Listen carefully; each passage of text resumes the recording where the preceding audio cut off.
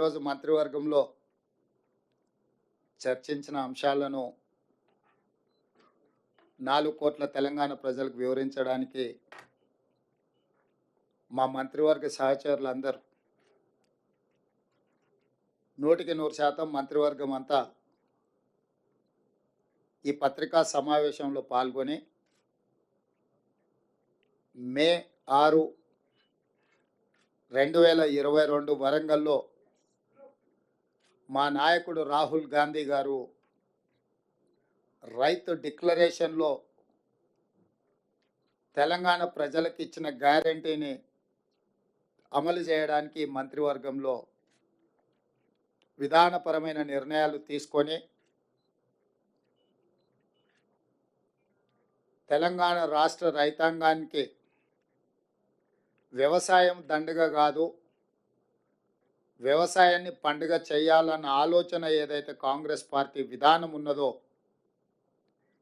ఇదే కాకుండా కాంగ్రెస్ పార్టీ శ్రీమతి సోనియా గాంధీ గారు, శ్రీ మల్లికార్జున్ ఖర్గే గారు, శ్రీ రాహుల్ గాంధీ గారు మాట ఇస్తే మడమతి పని నాయకులుగా గతంలో తీసుకున్న నిర్ణయాలు మీకు అందరికీ తెలుసు. 2004 సంవత్సరంలో ఆనాడు కరీంనగర్ గడ్డ మీద శ్రీమతి సోనియా గాంధీ గారు తెలంగాణ రాష్ట్రాన్ని ఇస్తానన్న మాట నిలబెట్టుకోవడానికి ఎంతో సాహసోపేతమైన నిర్ణయాలు చేసిండ్రో మీకు అందరికీ తెలుసు. తద్వారా ఉత్పన్నమైన రాజకీయ సంక్షోభం కావచ్చు, కాంగ్రెస్ పార్టీ ఎదుర్కొన్న విపత్కరమైన పరిస్థితులు కావచ్చు, మీకు అందరికీ తెలుసు. అయినా శ్రీమతి సోనియా గాంధీ గారు ఇచ్చిన మాట నిలబెట్టుకొని మనకు తెలంగాణ రాష్ట్రాన్ని ఇవ్వడం జరిగింది. కాంగ్రెస్ పార్టీ శ్రీమతి సోనియా గాంధీ గారు ఏదైనా మాట చెప్పిండ్రు అంటే అది శిలాశాసనం. ఎలాంటి పరిస్థితులు వచ్చినా ఎదుర్కొని నిలబడి ఇచ్చిన మాటను నిలబెట్టుకోవడం మా నాయకుల యొక్క గొప్పతనం, మా నాయకుల యొక్క కమిట్మెంట్. అలాంటి నాయకత్వం నుంచి వచ్చిన రాహుల్ గాంధీ గారు మే 6 తారీఖు 2022 వరంగల్లో రైతు డిక్లరేషన్లో 2 లక్షల రూపాయల రైతు రుణమాఫీ చేస్తామని మాట ఇవ్వడం జరిగింది. చాలా సందర్భాలలో చాలామంది నాయకులు, రాజకీయ పక్షాలు, విశ్లేషకులు కూడా గతంలో ఉన్న పాలకుల యొక్క ప్రకటనలు, నిర్ణయాలను దృష్టిలో పెట్టుకొని కాంగ్రెస్ పార్టీ కూడా అలవి కానీ అమలు చేయలేని హామీలు ఇచ్చిండ్రు అన్నట్టుగా చర్చలు, విశ్లేషణలు చేయడం మొదలుపెట్టిండ్రు.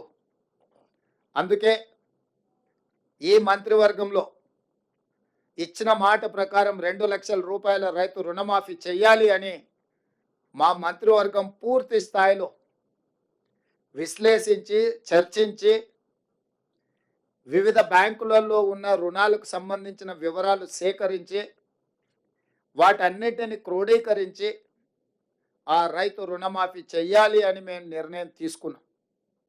తెలంగాణ రాష్ట్రం వచ్చిన తర్వాత గత ప్రభుత్వం 2 సార్లు ప్రభుత్వాన్ని ఏర్పాటు చేసినప్పుడు 2014 నుంచి 2018, 2018 నుంచి 2023 వరకు 2014 సంవత్సరంలో మార్చి 31, 2014 తారీఖు వరకు కట్ ఆఫ్ డేట్ తీసుకొని ఆనాటి ప్రభుత్వం రైతు రుణమాఫీ చేస్తే 16,000 కోట్ల రూపాయలు రైతుల ఖాతాలలో వేయడం జరిగింది. అదేవిధంగా 2018 రెండోసారి ప్రభుత్వం ఏర్పడిన తర్వాత డిసెంబర్ 11, 2023 వరకు కట్ ఆఫ్ డేట్ తీసుకొని వాళ్ళు చేసిన రుణమాఫీ, రైతుల ఖాతాలో వేసిన నిధులు 12,000 కోట్ల రూపాయలు. అంటే గత ప్రభుత్వం 2 విడతలుగా 2 సార్లు ప్రభుత్వం ఏర్పాటు చేసిన తర్వాత చేసిన రుణమాఫీ ఒక్కసారి 16,000 కోట్ల రూపాయలు మొదటిసారి, రెండవసారి 12,000 కోట్ల రూపాయలు. 10 సంవత్సరాలల్లా 2 విడతలల్లా చంద్రశేఖరరావు గారు చేసిన రైతు రుణమాఫీ, రైతులకు చెల్లించిన నిధులు 28,000 కోట్ల రూపాయలు. ఆ ప్రభుత్వం డిసెంబర్ 11, 2018 వరకు కట్ ఆఫ్ డేట్గా వాళ్ళు రుణమాఫీని పరిగణలోకి తీసుకోవడం జరిగింది. మా ప్రభుత్వం డిసెంబర్ 12,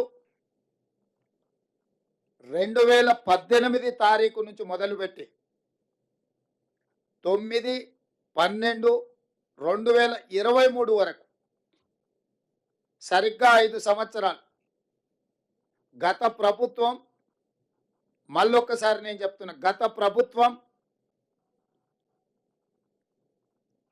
డిసెంబర్ 11, 2018 తారీఖు వరకు కట్ ఆఫ్ డేట్ పెట్టి రెండవ విడత రైతు రుణమాఫీ చేసింది.